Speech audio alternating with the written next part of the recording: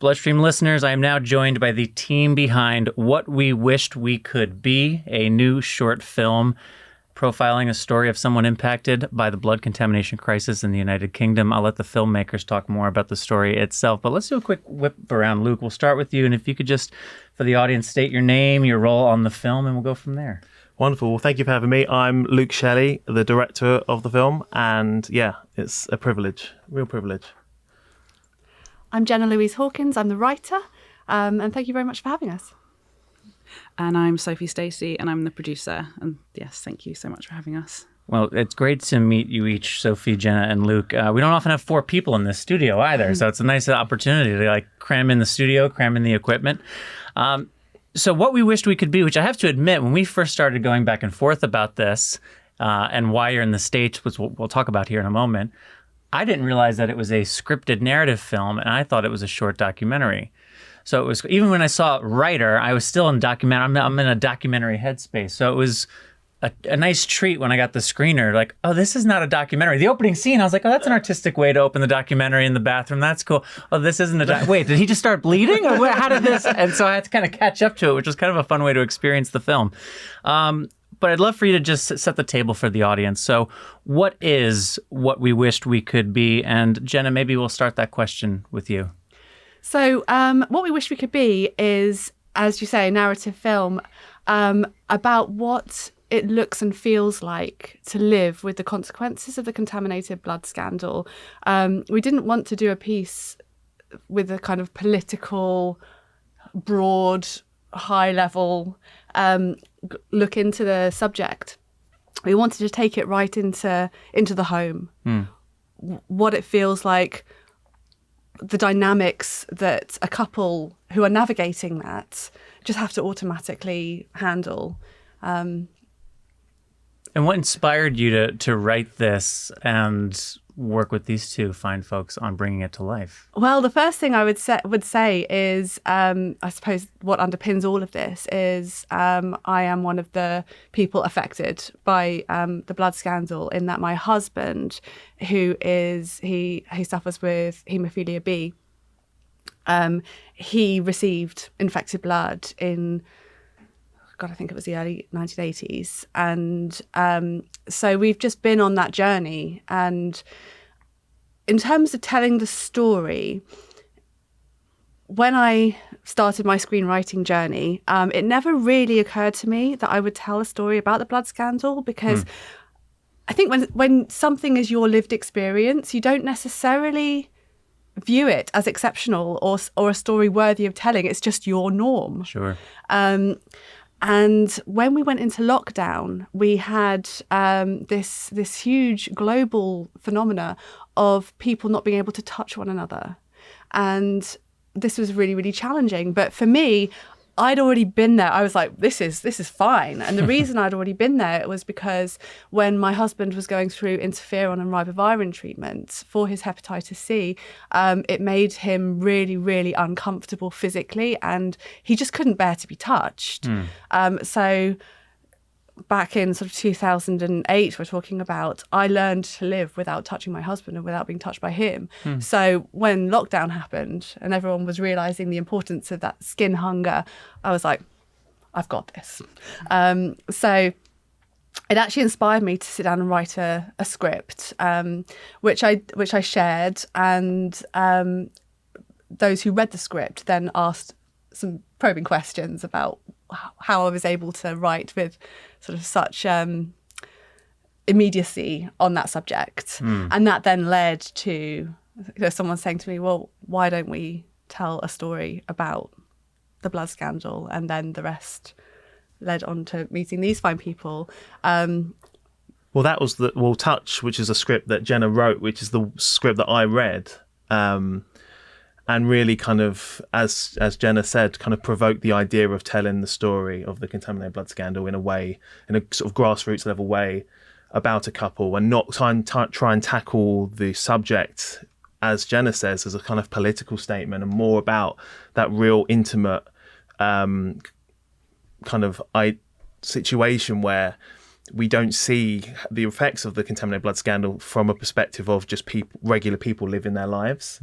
And I found that really interesting. When I read Touch, I knew that it was a personal story because Jenna did set it up as that. But I felt like we could really push it, and we could really kind of, sort of tell Jenna's story in a way that could really inform people about the contaminated blood scandal. Because for me, I knew hardly anything about it when I first met Jenna, and I think that was really the main reason that I felt that this needed to be told, because I didn't even know about it, and I felt like it really was a story that needed to spread across the UK specifically, but also globally, and it has had a global reach of it already, and it's unbelievable. But I think there's so much room for more people to know about it.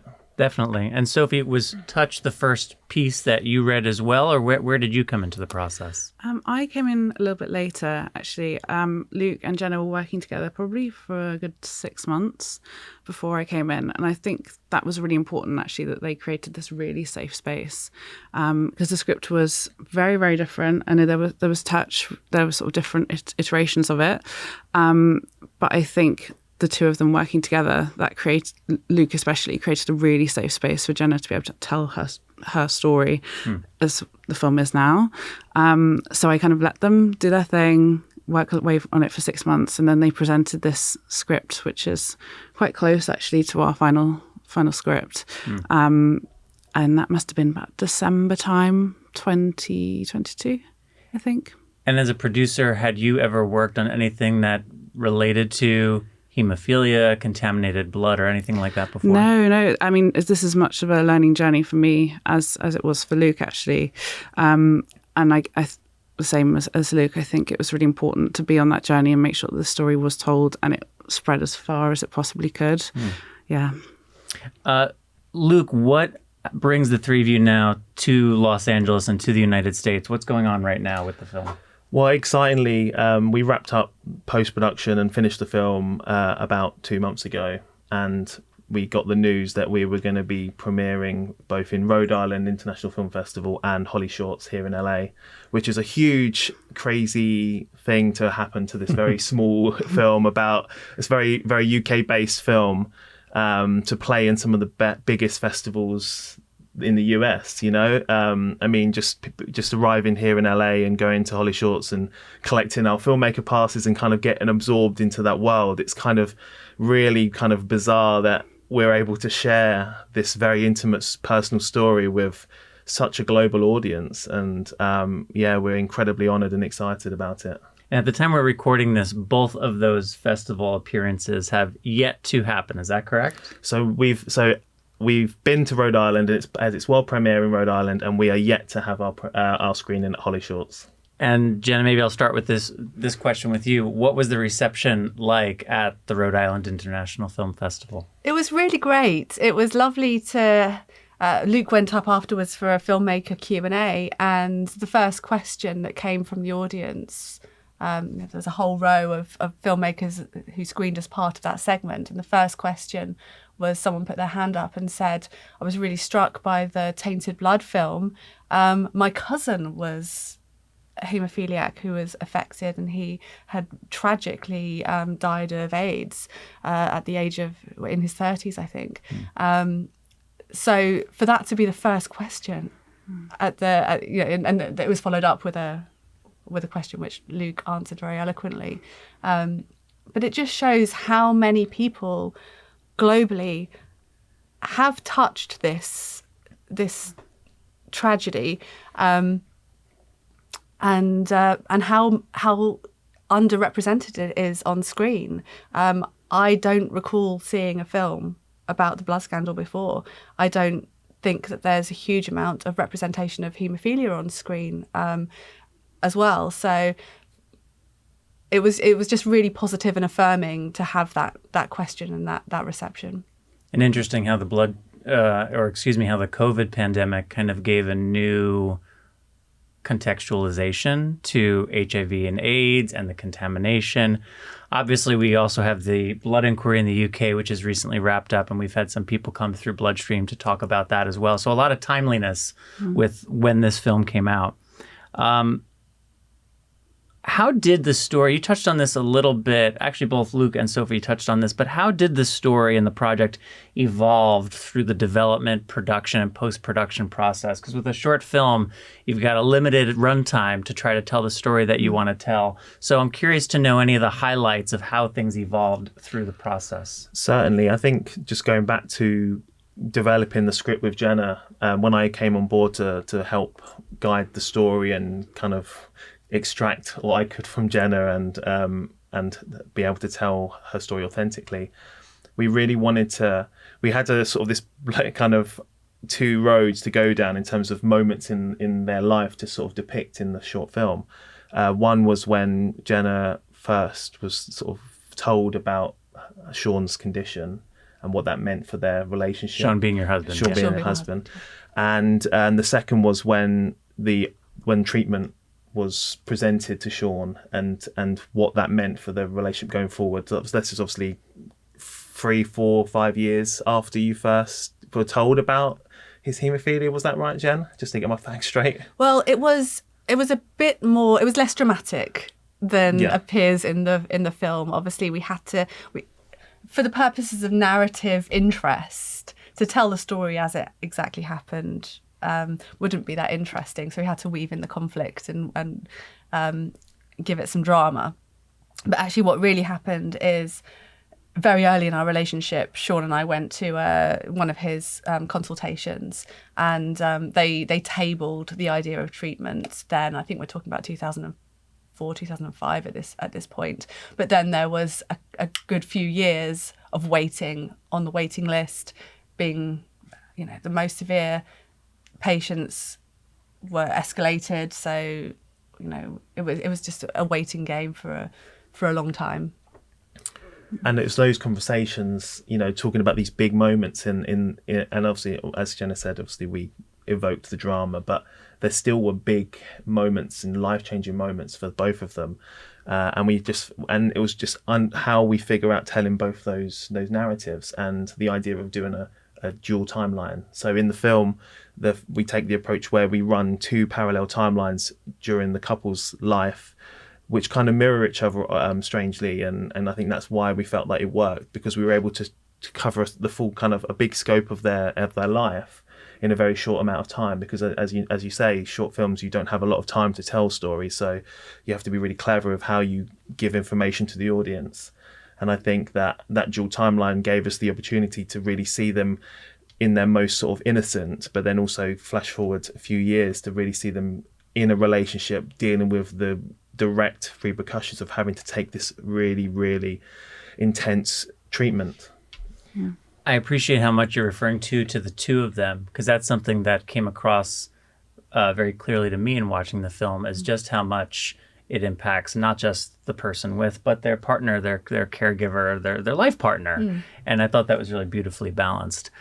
The role of music plays an interesting role in this story and in how the story is told. I don't know how much about it you want to say specifically, but I would just love to hear the inspiration behind the use of music in the story.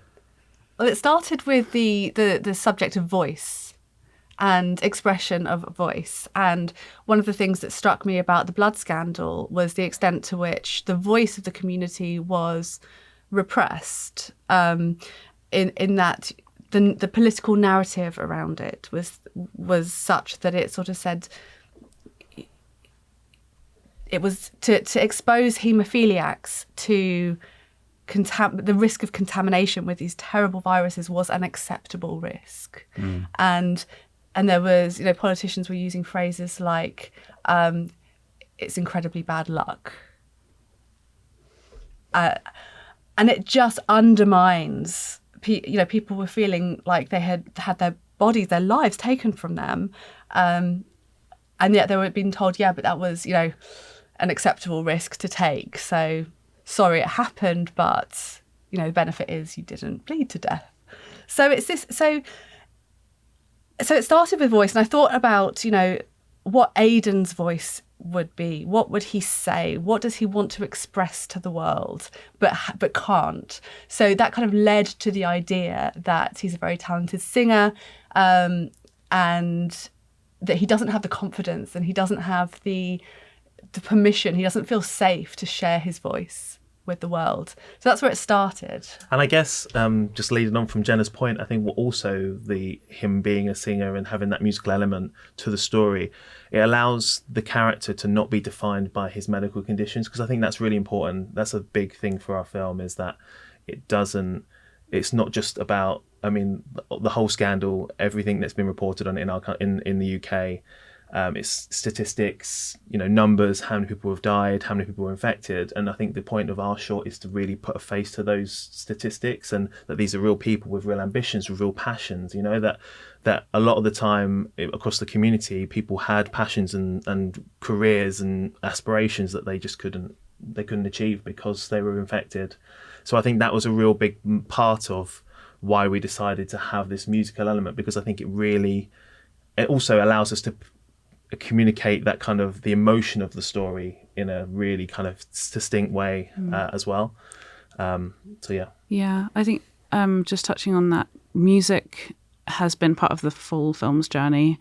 For the original song anyway, that was being developed as the script was being developed, so it's always been part of the full journey, and we're very lucky to have people that we've worked with before who have come on board and written a song for us, as well as obviously later on having our actor perform it as well. But everyone's been so responsive and wanting to be on this journey with us. Even they're the same as myself and Luke, not really knowing much, but as soon as they've heard about it, they just wanted to be part of this team and this journey. We'll be right back with more from the What We Wished We Could Be film team right after this. This next segment is brought to you by Genentech. Being a caregiver of someone with hemophilia can be hard, but know that you are not alone. Genentech has several resources for navigating hemophilia, including stories from other members in the community. In the words of Miranda, a mother of twin boys with hemophilia, since connecting with other hemophilia families and educating ourselves had been so helpful, we made a point of getting involved with the larger community and attended conferences whenever we could. To hear more about Miranda and others in the hemophilia community, please visit www.caregiversupport.com. I want to ask another question about the music, because it plays such an important role. It's a beautiful piece. Can you talk a little bit about the production of the music itself and how that came to be? Absolutely. So we were very incredibly lucky with the music for What We Wished, because it needed to have, because obviously we shot on film, so we needed to have like a real tangibleness to the music too. So our wonderful composer Michael Llewellyn-Barker, who opted to take the score and record it with a 40-piece string orchestra, which is insane, because in short films you don't do that, because it's a two-person film with a 40-person orchestra. It's an insane thing. But I think it really was important to him to deliver a score that really elevated the piece and really emotively kind of paralleled what the couple were going through. When we were there, just sitting in the booth listening to the score being recorded live, I don't think I'll ever have a moment as amazing, as emotional as that. I think these guys can agree with me on that one. Yeah, burst into tears as soon as the first chord rang through the booth. Yeah. To quote Michael, he said, "It's a human story and it requires human music." That was his selling point, and we were sold. We were sold. Can't argue with that. No. And now in a few days' time, you get to hear it played at the Chinese Theater in Los Angeles. That is also another pinch me moment. You mentioned Aiden, that's the protagonist in the story, and his partner's name is? Charlotte. Yeah. Can you share a little about the casting process? How did you come to work with the actors that play Aiden and Charlotte? Yeah, I mean, just taking a step back, we were very lucky to have this script optioned by Slick Films back in January 2023. And with that comes an amazing team, including a casting director that I've worked with previously called Stevie Davis. He is incredible. And we just shared the script with him, and he sent us 1,000,001 people who could be perfect for the role. But it was quite tricky, I think, to find our Aiden, especially because there's so many elements to him. There has to be a really powerful performance on screen, and then also a great singing voice as well. So it was quite a tough ask, but Stevie was incredible, and I think really supported us through that journey. So we kind of went back and forth on who to cast first, actually. I think we were a little bit of, do we find our Charlotte first? Do we find our Aidan first? And I think we started looking at our Charlottes, and then that kind of defined who Aidan was a bit more. Because Aidan really could have been anyone, any age. So I think finding our Charlotte helped us to kind of put a face to the character. And I mean, we saw Jamie, and that was it. Jamie Moscato. I think we just saw some clips of him. Our casting director was like, he's amazing, and he sent the script. And I think a day later, he said, I want to do it, and that was how we got our Aidan. It was incredible, wasn't it? And that was swiftly followed by approaching Anushka Lucas, who plays Charlotte. Her response to the script was immediate, and she wanted to be involved. And I think the challenge that was presented by the script, because it is a very intense two-hander, and it requires a lot from our actors. I think, especially when on the script, it's like have an enormous breakdown in a car. I think it's not intimidating at all. Not intimidating at all. So I really feel like it was something that they both felt that they could take on, and it would challenge them as actors, and I think they did that. And I think what worked about that casting of Jamie and Anushka is that they both come from the West End in the UK, so they're prolific theatre actors, and what that allowed us to do was we were shooting on film. So that's a kind of a segue, but shooting on film means that you don't have endless takes. So you need to be able to hit the marks of the performance and have that nuance every time with, very little kind of, room for error. And that really allowed, I think the theatre training really helped with that, because obviously, they go on stage every night and they have to just give it their all. And I think that really played it well for us. That makes a lot of sense. What led to the decision to shoot on film? Well, this is a big question, and I best not mess it up, because our DP is in the studio, well, in the area of which we're recording. He's over there. He's filming us. Now, is that on film? That's on film. That's not on film. Oh, that's on iPhone. Okay, different. Yes, we shot the film on 16mm, and I think that was a discussion that me and Yannick both felt really kind of connected with the story, because there's a tangible nature to film. There's a kind of a physical, kind of realistic kind of feel to it. Luke and Yannick, our DP, they came to me very early on and said, we really want to shoot this on 16mm film. And I said, absolutely not.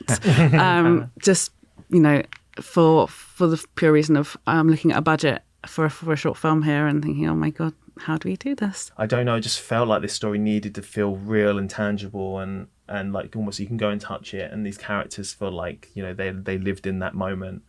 And I hope that was what you got when you watched the film, and what people do get from it. Yeah, I think it was a really strong choice, though I do appreciate, as a producer, the initial hearing of it being kind of scary. Very scary. I think mostly because we hadn't done it before as well.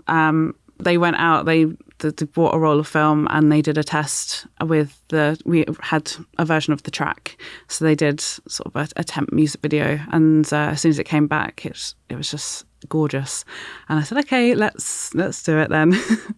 So to keep talking about production for a moment, were there any moments of challenge or setback, or, I mean, there always are, right? Are there any that stand out as particularly notable? Yeah, I mean, you try to block them from your mind, just so you can actually do the next project. Otherwise, I don't think you'd ever do a project again with with everything that happens. I think something we kind of have always spoken about is, so Anushka's casting actually was quite last minute. We did have someone else in the role, and they were unwell and had to drop out the week before. So it was actually very, very fitting. It worked in our favour massively. We were very, very lucky. But Anushka was always on our radar, and then we were a week out from shooting, and Stevie just sent her the script, and she was like, absolutely, I'll do it.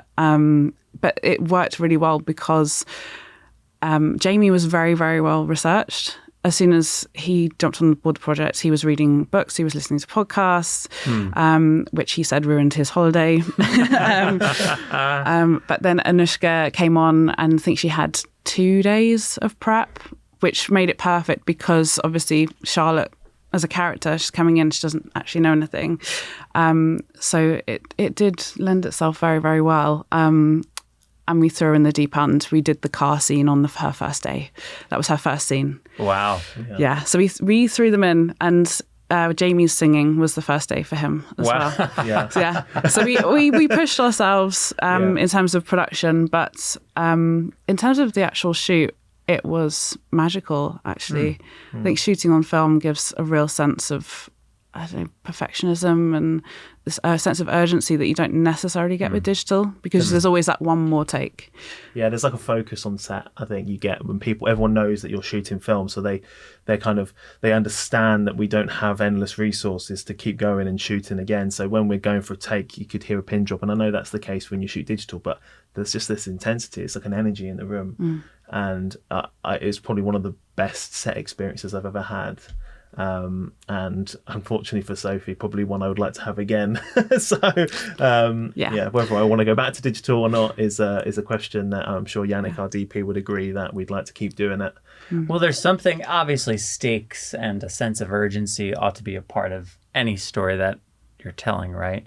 But there is something about this particular story where the stakes and the urgency to act, to do something, the lack of action, there just are a number of thematic tie-ins that feel like it was a great story to take the plunge and decide, you know what, this is a story worth trying to shoot on film because it will add to some fundamental part of the story itself. Like, not knowing that watching it, but as you're talking about it, and the casting, that little insight is tremendous because Aidan did feel really lived in his experience, and Charlotte had questions and was a bit on the outside and wasn't a part of all decision making. And it's neat to know that behind the scenes there was some organic reason why it may have felt, aside from them being excellent actors, but there was some circumstantial reasons that may have just amplified what was happening with their work. Absolutely. And I think as well, Jamie, I mean, we were very, very lucky actually to have Sean on set with us for a few days, especially when we were doing the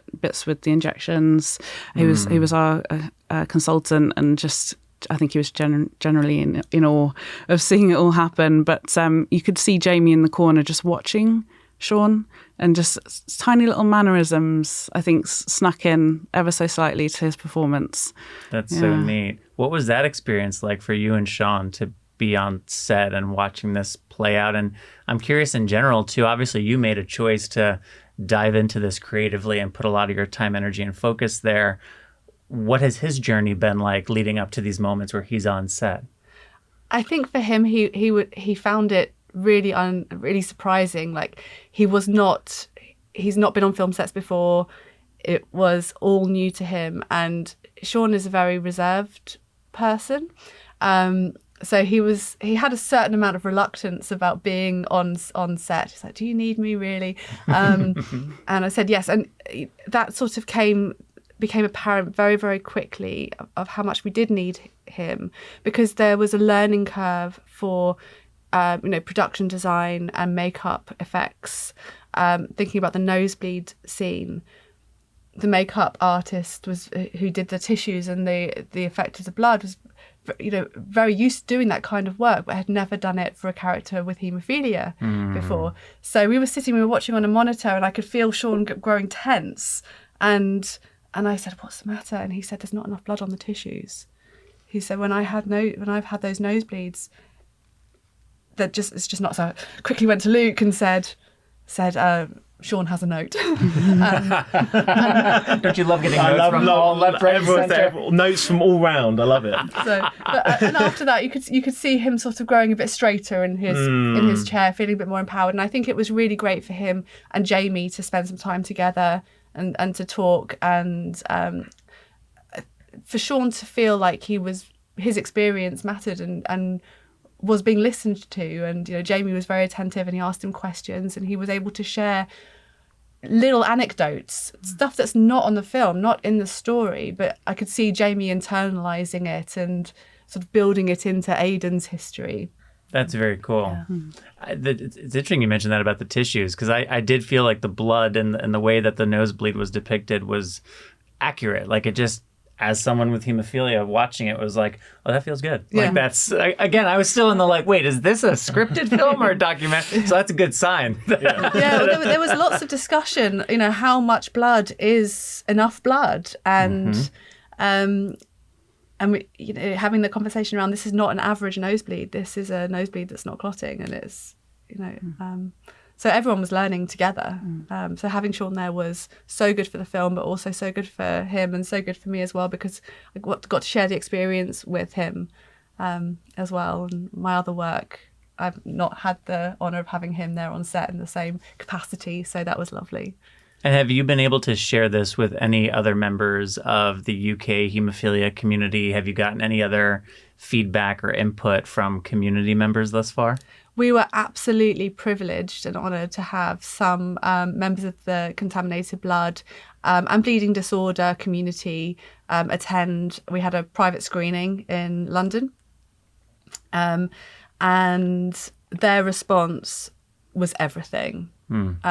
Having their approval and their enthusiasm in response to the film, and to see them responding and recognising their own experience on screen and seeing tears in their eyes, that just was the most phenomenal experience. And we have an opportunity, I believe, to share the film with the Haemophilia Society in the UK. I might throw this back to the producer. Yeah, I mean, when we made this film, we were very keen that it wasn't just a normal film that was going to just do the festival run, and we wanted it to be something that could be used by the community. So we're having lots of conversations about the film being used by charities for screenings, for training, just to get people to actually be aware of not just the scandal, but people still exist with haemophilia, and it's really important that this doesn't happen again. And it also makes the case that stories like this are worthy of being told in a narrative format too. Comment was made earlier about the lack of representation. I've certainly heard over the years, hemophilia, it's a small population, how relatable. But I think your film is such a testament to, storytelling at its best is always specific. But great storytelling, when specific, reaches a much broader audience. So yes, this is hemophilia and contaminated blood, but it's also a couple just trying to figure things out, right? Who are just trying to deal with the complexities that all couples have complexities. This is theirs. So, as a community member, I appreciate that there's now a great narrative piece that will be out into the world that can be pointed to as like, this is somewhere that you can go to learn a little bit more about, what this community has experienced. So curious to know a little bit more about the broader plan for distribution of the film. So here in the States for a week, had the premiere in Rhode Island, now here in Los Angeles. You were just talking, Sophie, about discussions with charities and organizations for screenings coming up.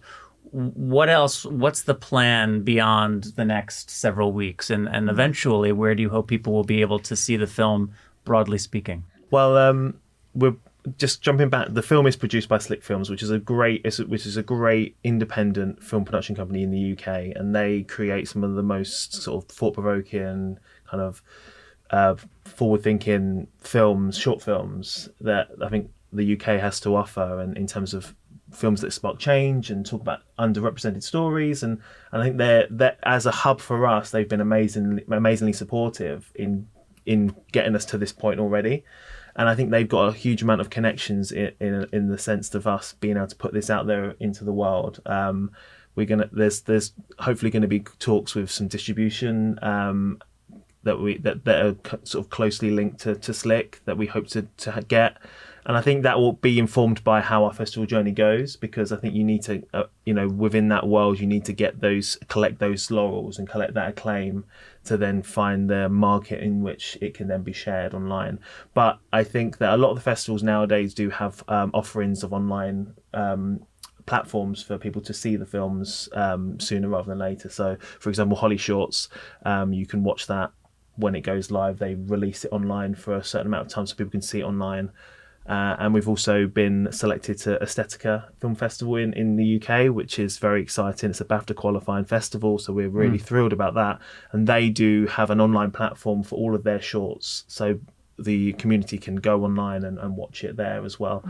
So there will be loads of those kind of things as we go along the process, and then hopefully we can get, I mean, with short films it's very difficult because they're not theatrically viable, so you have to find other ways, but ultimately we just want as many people to see it as possible. Of course. Where can people go to keep up with opportunities to see it as part of the online component of a festival or elsewhere? Website, social media, where can people go? You can go on the Slick Films website, have a page on there, and it will have our press release on there, and people can kind of watch the trailer and catch up with us on there. So we're on Instagram, and it's at What We Wished Film. So that's What We Wished Film, and yeah, all of our news will be there. I'm sure we'll be sharing our time here as well on the page, and yeah, that's what updates will be, and I hope that people can touch in, and also I think we're also actively sharing the content, and Jenna is helping us with that, with the community, with the various Facebook groups of the Tainted Blood community, and they're getting updates as well.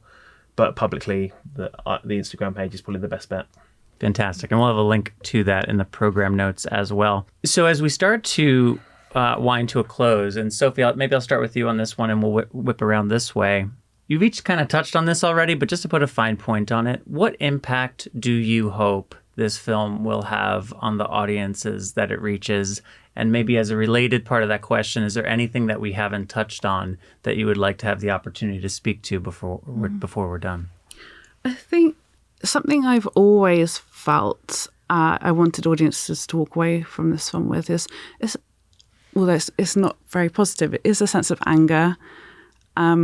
And because something like this has gone untouched for so long, and it takes us 40 years to finally get a short film about it, let alone, obviously, the UK inquiry only just coming out.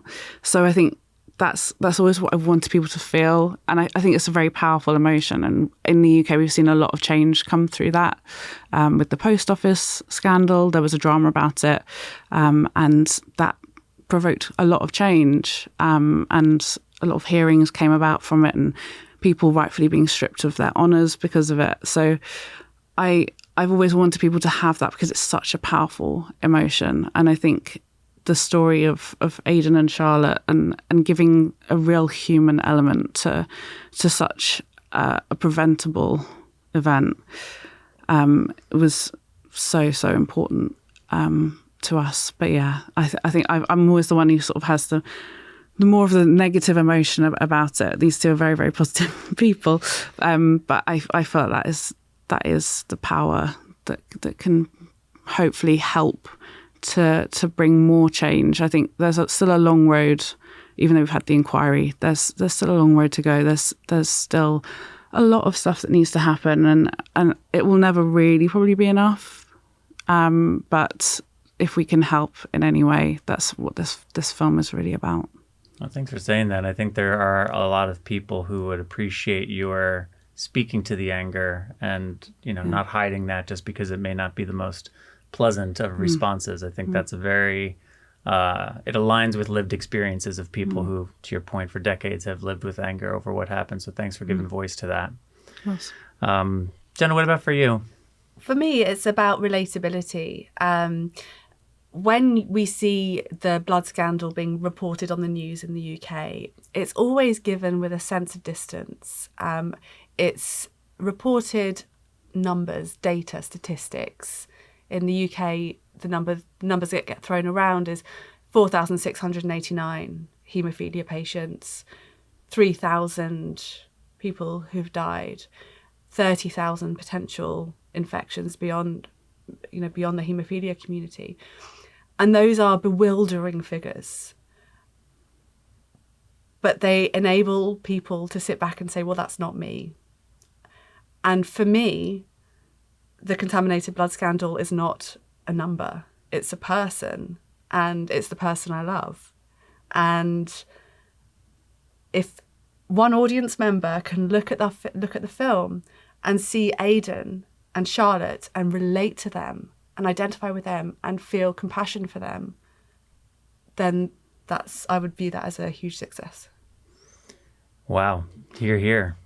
Nothing more to say on that. That was perfect. I mean, I don't know how I'm going to follow Jenna's Yeah, good point, luck, because Luke. Sorry about the order there. Yeah, but for me, as a person who's not been affected by the contaminated blood scandal or having any bleeding disorders, I think I had the responsibility to tell a story that would relate to everybody and bring people into this world and let everyone know that, you know, the people that Jenna references to looking at the news and saying that's not me, it's my job to make sure that they see this film and go, this could be you, and this is something that you need to know about, and that we need to have as many people talking about this as possible, so this can never happen again, and that so people are more aware about what haemophilia is, what this blood scandal is, and what it is about, and hopefully, you know, the education element for me is so important.